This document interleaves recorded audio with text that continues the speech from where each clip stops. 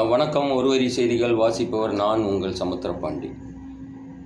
இப்போது மே 10ஆம் தேதி தமிழக வெற்றி கழகம் மதிப்பிற்குரிய விஜய் தலைமையில் முதலமைச்சராக பதவியேற்றிருக்காங்க.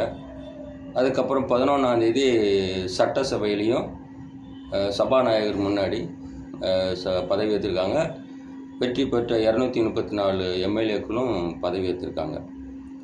இப்போது பதவியேற்று முடித்த உடனே மதிப்பிற்குரிய சிஎம் விஜய் அவர்கள் பெரியார் திடலில் இருக்கிற பெரியாருக்கு மாலை போட்டுட்டு மதிப்பிற்குரிய திராவிட கழக தலைவர் வீரமணியையும் பார்த்துட்டு வந்திருக்கிறாரு.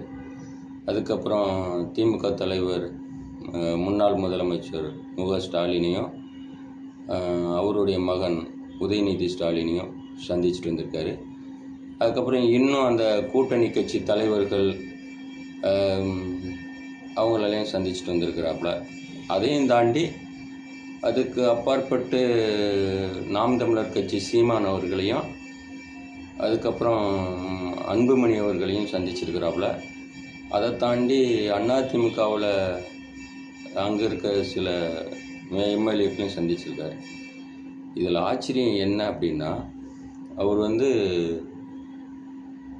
திராவிட கழகத்துக்கு எதிராக தீய சக்தி திமுக அப்படின்னு சொல்லி தான் மக்கள் மத்தியில் ஓட்டு கேட்டு பெரிய புரட்சியெல்லாம் ஏற்படுத்தினார். மக்களும் என்னென்னாச்சுன்னா, 2 கட்சிக்கும் புதுசாக ஒரு கட்சி வரணும், இப்போ இருக்கிற 2 கட்சிகளுமே மாறி மாறி மாறி மாறி மக்களை ஏமாத்துறாங்க அப்படின்னு சொல்லிட்டு மாற்றமாக தான் மதிப்பிற்குரிய விஜய் அவர்களை நினச்சி ஓட்டு போட்டு அவரை சிஎம் ஆக்குனாங்க. இப்போ என்னன்னாச்சுன்னா, இவர் இப்போ இவருக்கு 118 எம்எல்ஏக்கள் கிடைக்கணும். ஆனால் 107 தான் இவருக்கு கிடைச்சதுனால சிக்கலே அதுதான். ஏன்னா இவர் எந்த கட்சியை எதிர்த்து ஆட்சி செய்யணும், அரசியல் பண்ணணும் அப்படின்னு நினச்சாரோ அந்த கட்சிக்காரங்க தான் இவருக்கு 10 எம்எல்ஏ சீட்டு கொடுத்துருக்காங்க. அதனால் அந்த கூட்டணி கட்சி தலைவர்களெல்லாம் பார்த்துட்டு வந்திருக்காரு.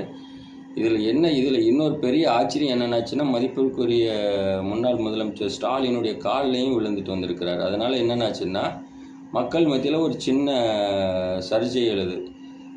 முன்னாள் முதலமைச்சர் எடப்பாடி ஐயா பதவியேற்கும்போது விஜய்க்கு வணக்கம் செலுத்தும்போது அவர் வணக்கம் செலுத்தலைன்னும், அதுக்கப்புறம் முன்னாள் முதலமைச்சர் மு.க.ஸ்டாலின் காலில் விழுந்துட்டு வந்தார் அப்படின்னு சொல்லிட்டும் ஒரு மக்கள் மத்தியில் ஒரு சர்ச்சை எழுது.